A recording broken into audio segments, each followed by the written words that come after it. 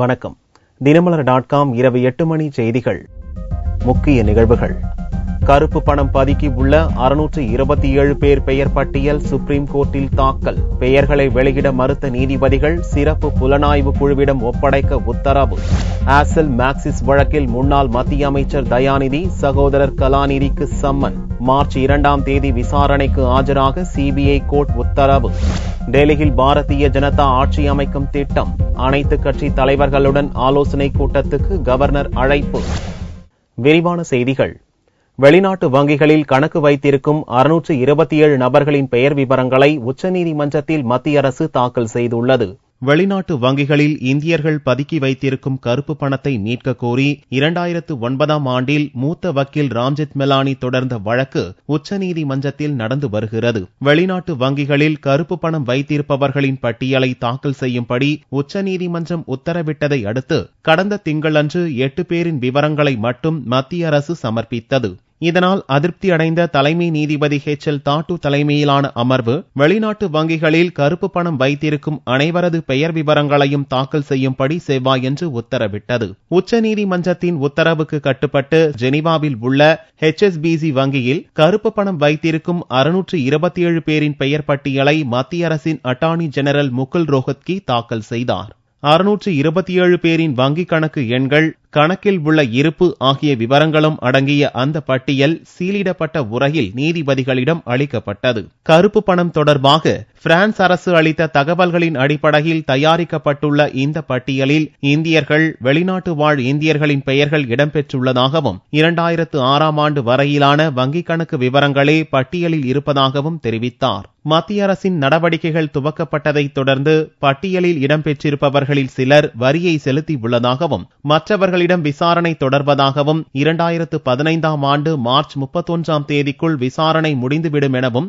ரோஹத்கி கூறினார். Today the matter was heard by the court. The government of India gave the entire list of HSBC accounts. There are about 627 or 628 accounts. We gave it in a sealed cover to the court. A status report was also given in the sealed cover to the court. The court thereafter heard our submissions as to what we are doing under the control of SIT. How much investigation has been done has all been indicated in the sealed cover.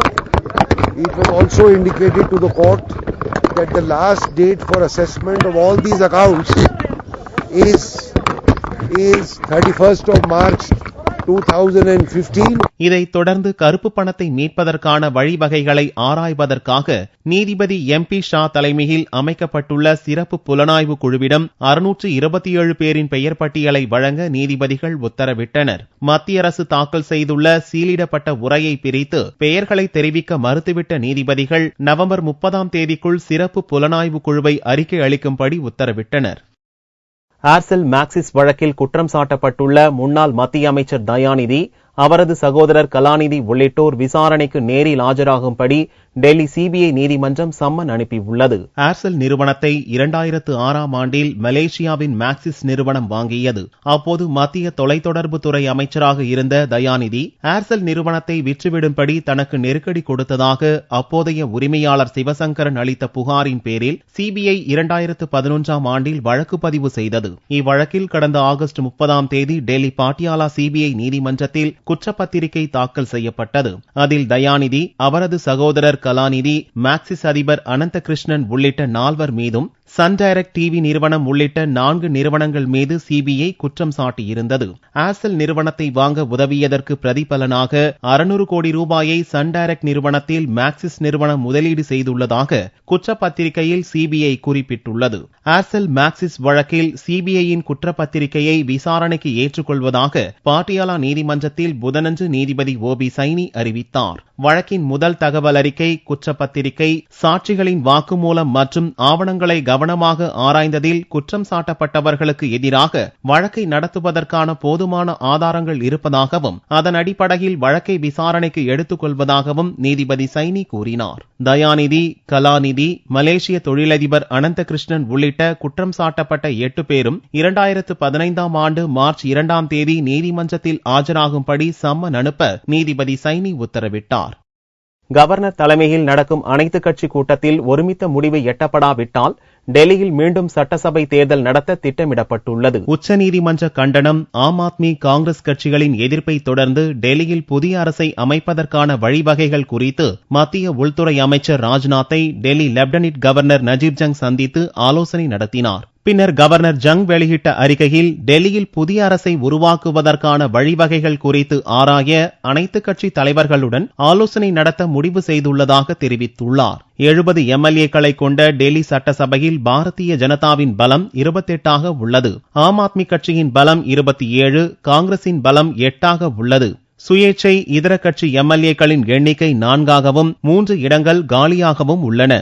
அதிக எம்எல்ஏக்களை கொண்ட பாரதிய ஜனதாவை ஆட்சியமைக்க அழைக்கும் கவர்னரின் பரிந்துரைக்கு ஜனாதிபதி ஒப்புதல் அளித்துள்ளார்.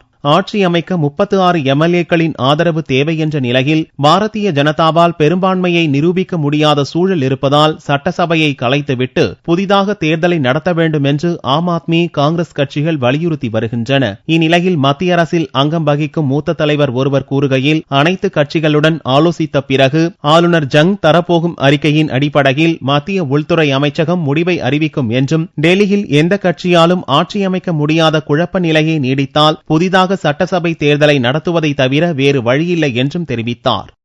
தமிழக தலைமை தேர்தல் அதிகாரியாக சந்தீப் சக்சேனா பொறுப்பேற்றார். தமிழக தலைமை தேர்தல் அதிகாரியாக பிரவீன்குமார் பதவி வகித்து வந்தார். கடந்த லோக்சபா தேர்தலில் எப்போதும் இல்லாத வகையில் திடீரென 144 தடை உத்தரவு பிறப்பித்ததற்கு கடும் கண்டனம் தெரிவித்த எதிர்க்கட்சிகள் தேர்தல் முறைகேடு புகார்களை சுட்டிக்காட்டி பிரவீன்குமாரை மாற்ற வேண்டும் என்று தொடர்ந்து வலியுறுத்தி வந்தன. தொடர் புகார்கள் வந்த நிலையில் இப்பொறுப்பில் இருந்து விடுவிக்க பிரவீன்குமாரும் விரும்பியதாகவும் இது தொடர்பாக தேர்தல் கமிஷனுக்கு அவர் கடிதம் அனுப்பியதாகவும் கூறப்படுகிறது. இந்நிலையில் தமிழக புதிய தலைமை தேர்தல் அதிகாரியாக மத்திய பிரதேச IAS அதிகாரி சந்தீப் சக்சேனாவை நியமித்து இந்திய தேர்தல் கமிஷன் உத்தரவிட்டது.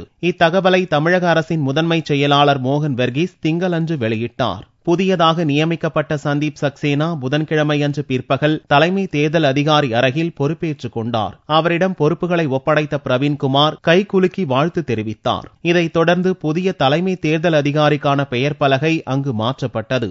சந்தீப் சக்சேனா தமிழக வேளாண் துறை முதன்மை செயலாளராக பொறுப்பு வகித்து வந்தவர். பிரவீன்குமார் தற்போது தொழில்நுட்ப கல்வி ஆணையராக நியமிக்கப்பட்டுள்ளார். தமிழக வேளாண் துறை முதன்மை செயலாளராக ராஜேஷ் லக்கானி நியமிக்கப்பட்டுள்ளார்.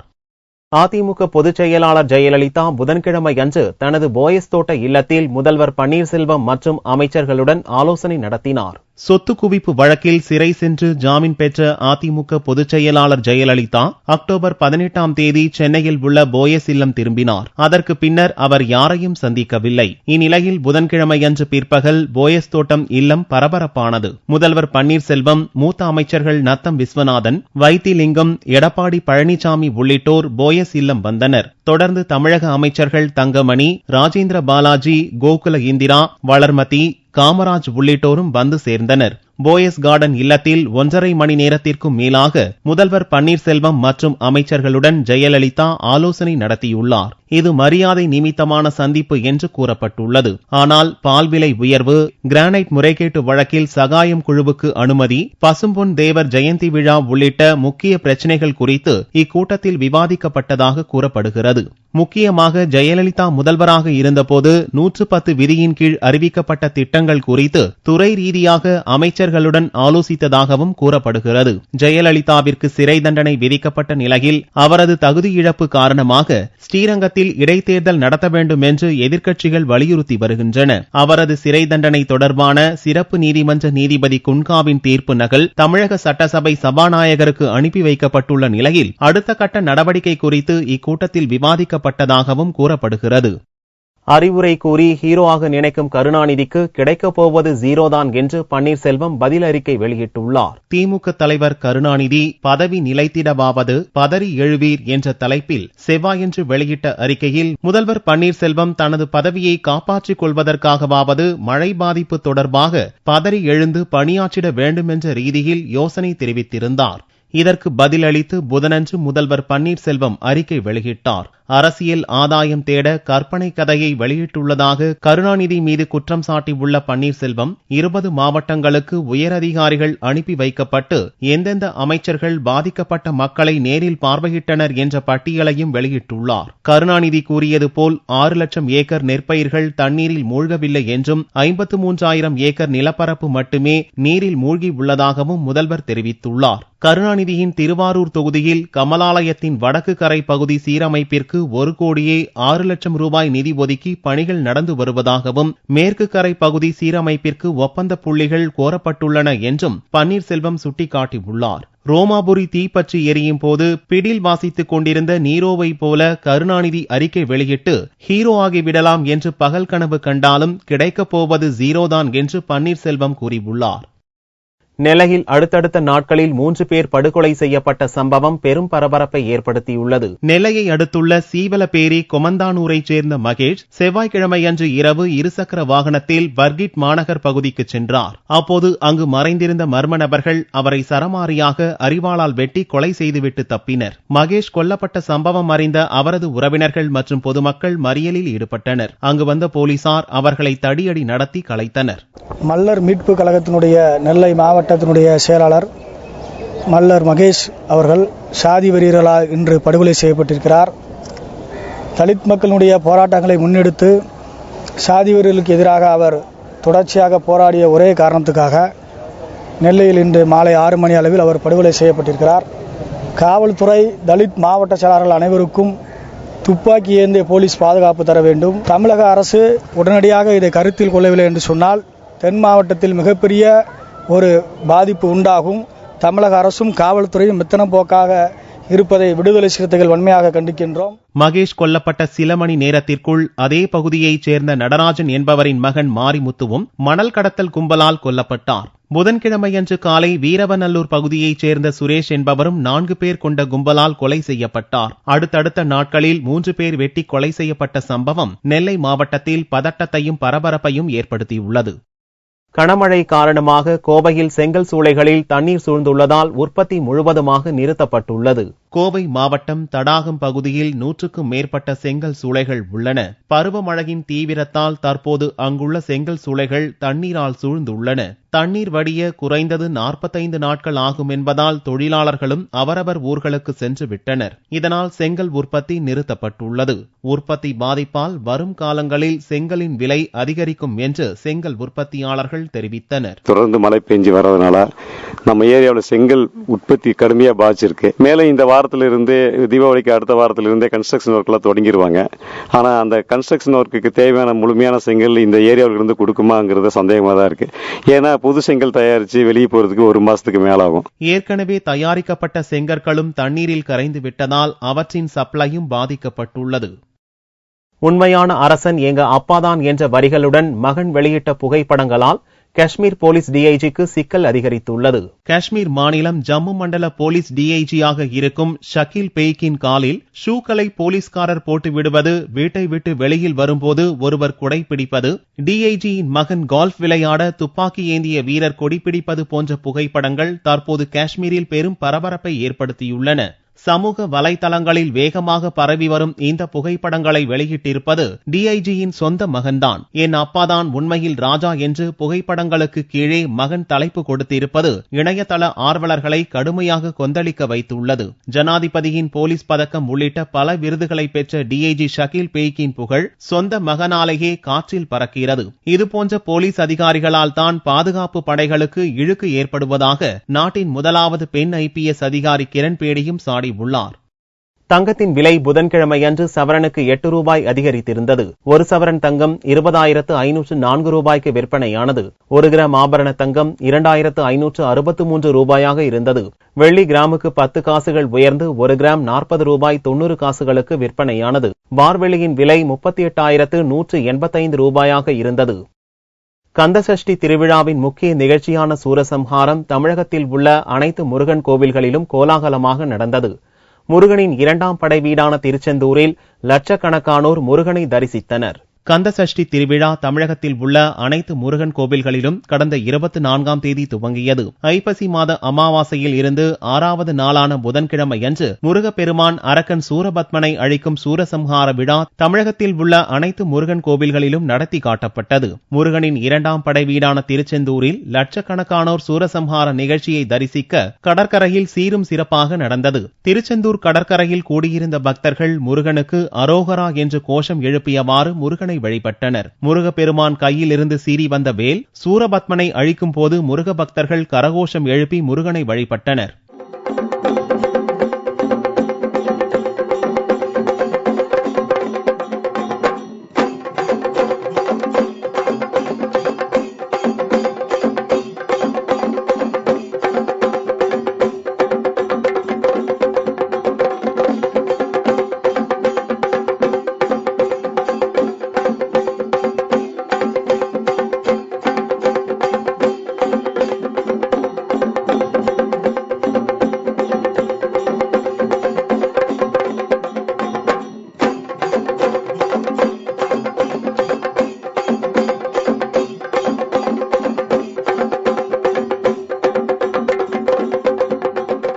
அலைவீசும் கடலருகே அமைந்துள்ள அறுபடை வீடுகளில் 2வது படைவீடும் சூரனை வதம் செய்து சிவபெருமானை வழிபட்ட முக்கிய தலமான திருச்செந்தூரில் புதன்கிழமையன்று காலை முதலே திரும்பிய இடமெல்லாம் பக்தர்களே நிரம்பியிருந்தனர். திருச்செந்தூர் ஸ்ரீ சுப்பிரமணிய சுவாமியை முருக பக்தர்கள் நெஞ்சுருக வழிபட்டனர். ஐப்பசி மாத அமாவாசையிலிருந்து 7வது நாளான வியாழனன்று மாலை தெய்வானை முருகன் திருக்கல்யாணம் நடக்கிறது. மீண்டும் செய்திகள் இந்திய நேரப்படி வியாழக்கிழமை மாலை 4 மணிக்கு. வணக்கம்.